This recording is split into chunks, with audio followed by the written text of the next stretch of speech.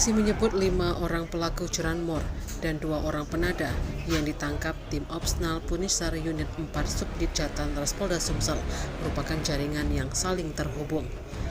Seperti yang disampaikan Direktur Ditreskrim Polda Sumsel, Kombes Pol Anwar Reksawijojo SIK MH, menjelaskan aksi pencurian sepeda motor yang dilakukan oleh 5 tersangka curanmor ini beraksi berdasarkan dari pesanan penada. Dijelaskan dari ketujuh tersangka ini pihaknya menghimpun ada 9 laporan polisi. 3 diantaranya dilaporkan ke Polda Sumsel dan 6 lainnya dilaporkan jajaran Polrestabes Palembang, di mana modus operasi dari pelaku menggunakan kunci letter T. Berdasarkan dari hasil pemeriksaan, tersangka sepeda motor yang kerap menjadi sasaran empuk pelaku curanmor adalah sepeda motor Honda Beat. Bersama dengan ketujuh tersangka, ada 6 sepeda motor yang berhasil diamankan, terdiri dari 3 unit Honda Beat, 2 unit Yamaha NMAX, dan 1 motor sport Yamaha R15.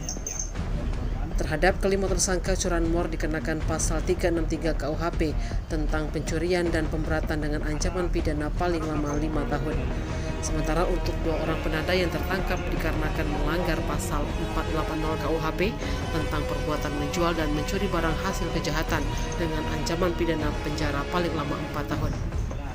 Terkait sepeda motor Honda Beat yang menjadi sasaran empuk pelaku curanmor juga dibenarkan oleh Fikriyadi alias Wak Tanjak yang mengaku sudah 11 kali melakukan aksi curanmor. Dijelaskan pula untuk 1 unit motor yang berhasil dicuri dijual cepat ke penada yang sudah memesan.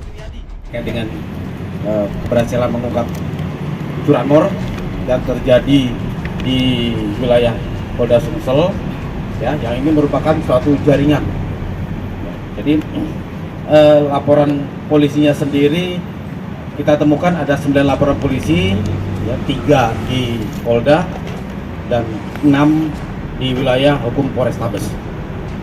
Kemudian kejadiannya sendiri ada di beberapa tempat, yaitu 2 di Banyuasin TKP-nya, dan 7 di wilayah hukum Polrestabes Palembang. Kemudian untuk pelaku dari belakang ada 7, 3, 2 itu palapan punya penadanya, kemudian 5 ini jaringannya, jaringan pencurian kendaraan bermotor. Adapun untuk para pelaku ini ada yang residivis, baik itu residivis 363 maupun ada residivis pembunuhan, ya. Kemudian ada juga yang narkoba. Nah, ini merupakan kerjasama anggota Polri juga dengan masyarakat yang memberi informasi kepada kami, sehingga segera kita tindaklanjuti dan berhasil mengungkap kasus pencurian kendaraan bermotor yang diungkap oleh Subdit 3 Jatantras. Tim Liputan Sumsel Update TV melaporkan.